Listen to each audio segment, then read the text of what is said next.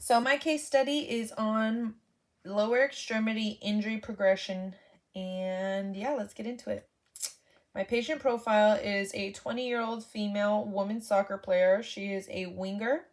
We are at the community college level at OCC. She's a freshman. Her goals are to finish her bachelor's degree and her last year of soccer next year. She is currently enrolled at UCI as well as OCC so she can play. The date of her 4 injuries is August 18th for her hip, September 7th for her quad, September 25th for her ankle, and her hamstring was October 3rd. Her mechanisms of injury were all from running full speed and or involvement with kicking the soccer ball at long lengths as well, or shooting. So the first injury we have is her hip flexor strain. This was just a grade 1 hip flexor strain as well as adductor strain. So we decided to focus on a lot of glute activation because her MMTs and her ELIs were positive. So we had her start off with standing clamshells, monster walks, lying evil clamshells with a band around the ankle, lying clamshells with a band around the knee, walking W's as well with the band around the knee. We had her do side planks with straight leg abduction, which is the best to target the glute med, and a 90-90 get up. From there, we had her do therapeutic interventions specifically for the hip. We had her do banded triple extensions with holds on the wall. All of these, every single one of these exercises that are listed for her injuries were all 3 sets of 10. Once she became more consistent, then we condensed it to 2 sets of 10, or if she was really on top of it, 1 set of 15 before games. So back to the hip, we had her do seated straight leg raises over objects, usually tennis balls. We had her do lateral heel slides, as well as ball squeeze hip thrust. And for stretching, we did couch stretch, a kneeling lateral lunge stretch with a kettlebell, and a forward lunge stretch. Soft tissue techniques, we really just focused on hip flexor releases and a TFL release.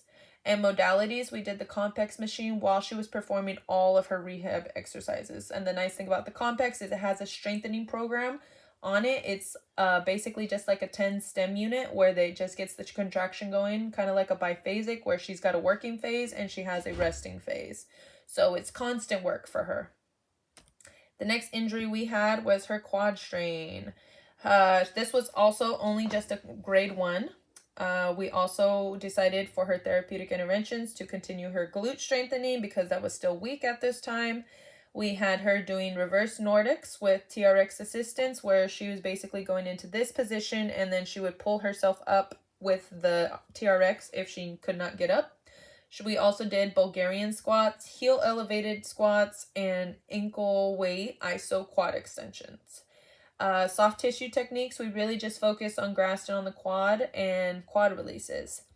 Modalities, once again, we did the Compex on the Rec Fem, the VMO and the VLO while she performed all of her rehab exercises. This one didn't keep her out for long. She was really only out for maybe like a week or two. And when I say out, I don't mean completely out. She played through every single one of these injuries because she was a starter and there was only 13 people on the roster, so she really didn't have a sub. The only time she came out of games is if she was really hurt, and I think that only happened once with the hip. Our next injury is osteogonum. We never got imaging done with it, so it's either osteogonum or posterior impingement of the ankle. Her therapeutic intervention involved ankle stability with emphasis on dorsiflexion because plantar flexion caused her the most pain. So we had her doing the straight leg star movements where she's balancing on that bad ankle and she's going into a star pattern. So forward angle, back angle, other back angle, and forward angle. She's doing anterior tib raises, straight leg balance, and a lot of calf stretching. We also did soft tissue techniques of Graston to the calves. We also did dorsiflexion joint mobs literally every day, if not every other day, because she was constantly having pain with this. We also did active manual releases on the calves. Last injury here, we have her hamstring strain. This was the only one that was above a grade 1, so we had a grade 2 strain here.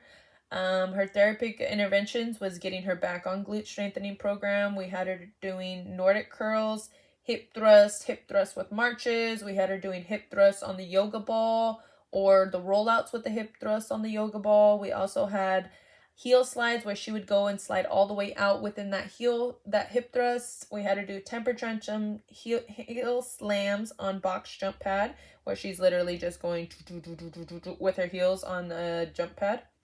Lying resistive straight leg hamstring pulls, and straight leg RDLs, and single leg.